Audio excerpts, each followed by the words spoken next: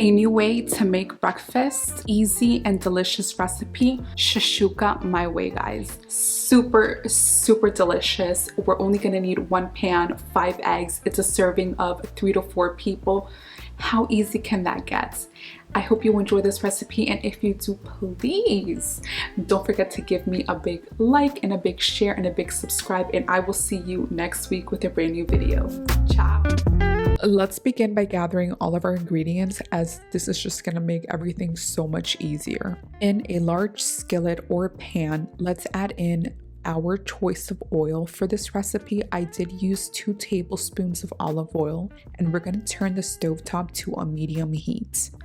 Once the oil heats up, we're going to be adding in our red pepper flakes. Now, the red pepper flakes is optional, but honestly, it just gives it that zing and that spiciness that we're looking for.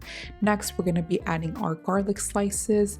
For this recipe, I did use 2 large garlic cloves and sliced because I did want that nice, beautiful texture. We're going to pour in our tomato sauce. Like I said, the tomato sauce, it's pretty much a pasta-based tomato sauce that you can get at your local grocery store, or if you have some in hand, then just go ahead and use that. For this recipe, I did use 3 cups of marinara sauce, or just a tomato and basil sauce. Next, we're going to be adding in our 1/4 cup of water, and this is just really going to dilute that thickness of that tomato sauce and make it just a bit more flavorful, believe it or not.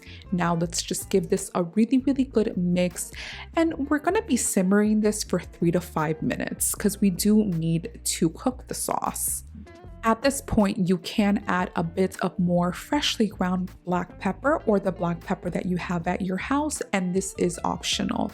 Just a little hint, when you are simmering the tomato sauce, it does sprinkle a lot of it. So what I love doing is just adding the lid or adding the foil paper on top, mixing it, and just popping the lid back on so I don't get any splatter marks on my shirt or on myself.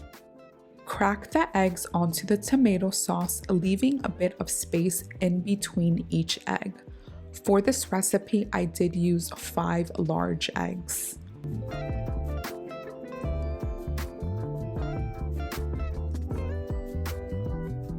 Now we're going to season our eggs, and let's start by sprinkling the tops with our salt. Now the salt, I don't really want to give you guys a measurement, just use the salt like you would normally season your eggs. The most important thing here is actually the dried oregano, and for this recipe, I am using 1 tablespoon of this dried oregano, and this is just going to bring a really nice Mediterranean flavor to it. Lastly, I'm adding black pepper on top just to finish everything off. Now we're going to cover our skillet or pan with a lid or foil paper, and we are going to let this simmer for 3 minutes. Once that is done cooking, we're going to remove the lid, and we're going to sprinkle the tops of the eggs with the crumbled goat cheese. For this recipe, I did use 1/2 cup of fresh goat cheese that I did crumble on the side just to place everything on top. And what we want to do here is really get everything nice and melted, and that really is going to bring such a richness to this dish.